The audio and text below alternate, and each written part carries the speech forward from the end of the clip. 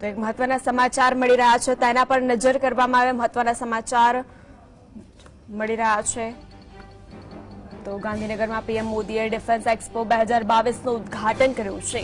ગાંધીનગરમાં પીએમ મોદીએ ડિફેન્સ એક્સપોનું ઉદ્ઘાટન કર્યું। નવા ભારતની ભવ્ય તસવીર।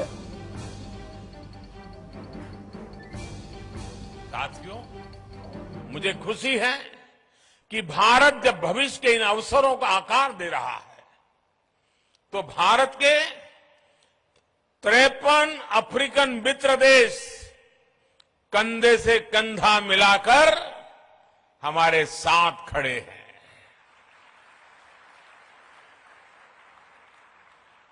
इस अवसर पर दूसरा इंडिया अफ्रीका डिफेंस डायलॉग भी आरंभ होने जा रहा है। भारत और अफ्रीकन देशों के बीच ये मित्रता, ये संबंध उस पुराने विश्वास पर टिके हैं जो समय के साथ और मजबूत हो रहा है, नया आयाम छू रहा है। मैं अफ्रीका से आए अपने साथियों को बताना चाहता हूं कि आज आप गुजरात की जिस धरती पर आए हैं उसका अफ्रीका के साथ बहुत पुराना और आत्मीय संबंध रहा है। अफ्रीका में जो पहली ट्रेन चली थी उसके निर्माण कार्य में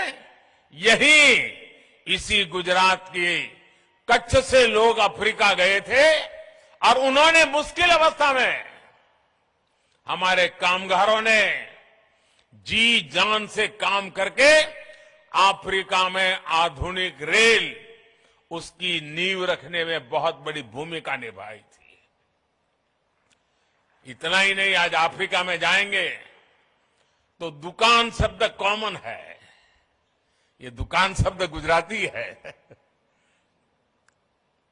रोटी, भाजी, ये अफ्रीका के जनजीवन में जुड़ गए शब्द हैं।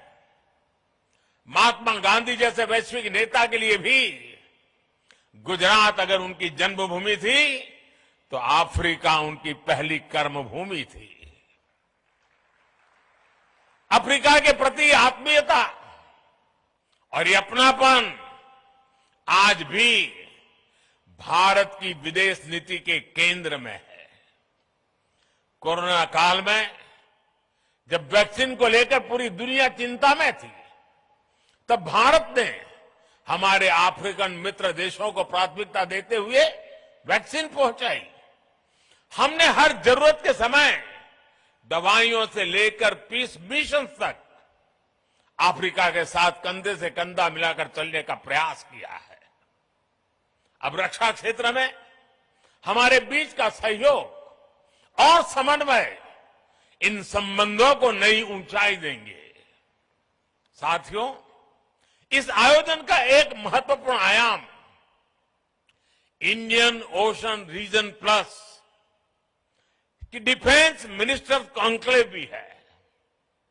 इसमें हमारे 46 मित्र देश हिस्सा ले रहे हैं। आज अंतर्राष्ट्रीय सुरक्षा से लेकर वैश्विक व्यापार तक मैरीटाइम सिक्योरिटी एक ग्लोबल प्राथमिकता बनकर उभरा है। 2015 में मैंने मॉरिशस में security and growth for all in the region यानी सागर का विजन भी सामने रखा था।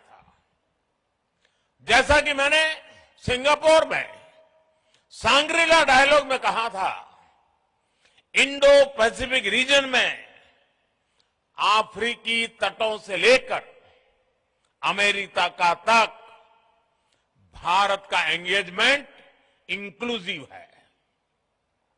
आज ग्लोबलाइजेशन के दौर में मर्चेंट नेवी की भूमिका का भी विस्तार हुआ है।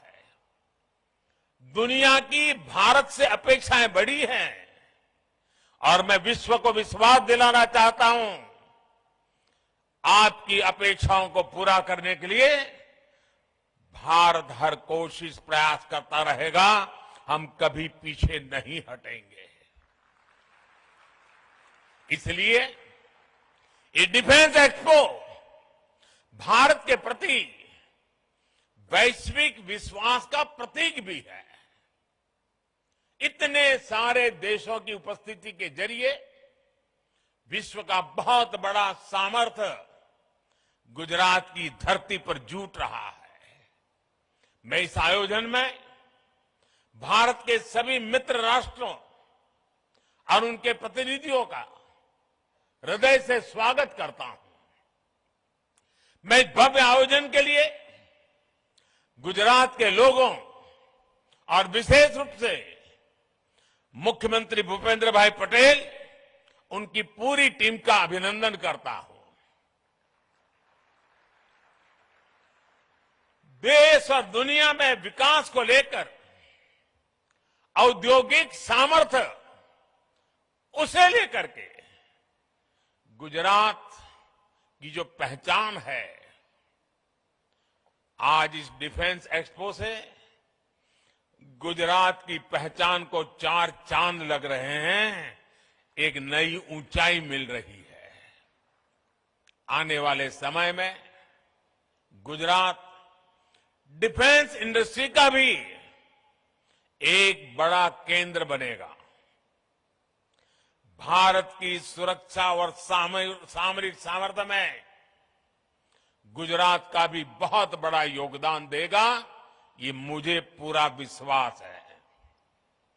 साथियों, मैं अभी स्क्रीन पे देख रहा था, डीसा के लोग उत्साह से भरे हुए थे,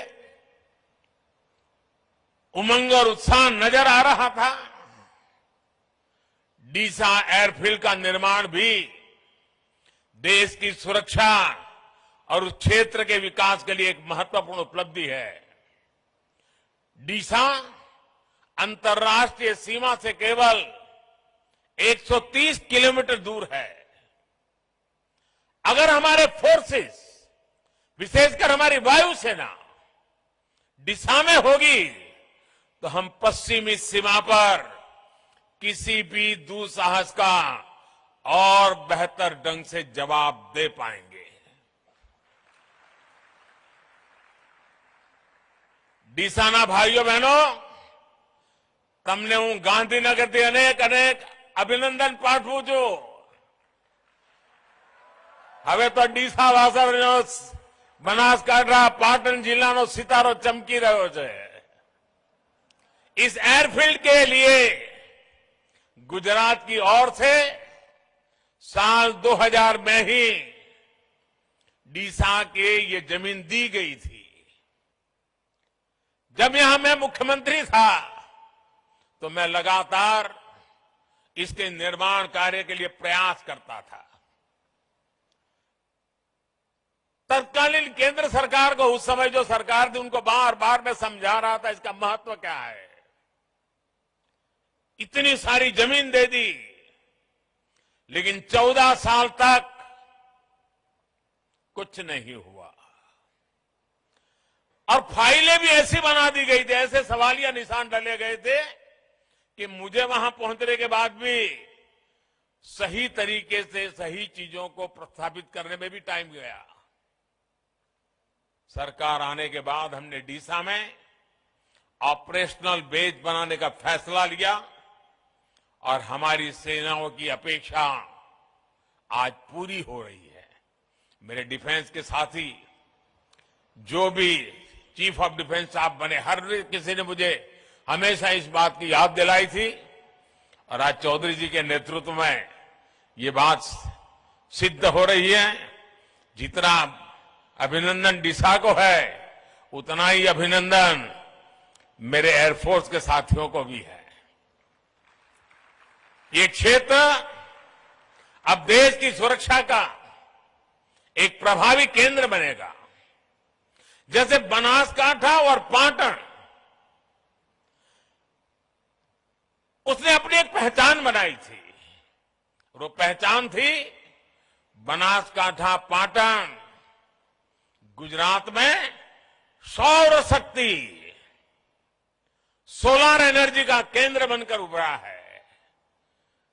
वही बनासकांठा और पाटन अब देश के लिए वायु शक्ति का भी केंद्र बनेगा।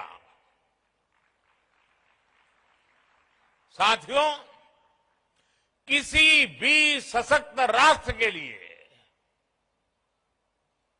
भविष्य में सुरक्षा के मायने क्या होंगे, स्पेस टेक्नोलॉजी इसका एक बहुत बड़ा उदाहरण है।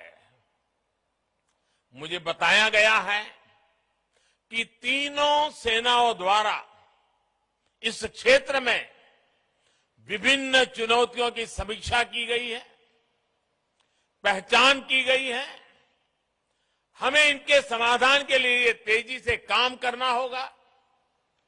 मिशन डिफेंस स्पेस देश के प्राइवेट सेक्टर को भी अपने सामर्थ्य दिखाने का अवसर देगा। स्पेस में भविष्य की संभावनाओं को देखते हुए भारत को अपनी इस तैयारी को और बढ़ाना होगा। हमारी डिफेंस फोर्सेस को नए इनोवेटिव सॉल्यूशंस खोजने होंगे। स्पेस में भारत की शक्ति सीमित न रहे और इसका लाभ भी केवल भारत के लोगों तक ही सीमित न हो, ये हमारा मिशन भी है, हमारा विजन भी है।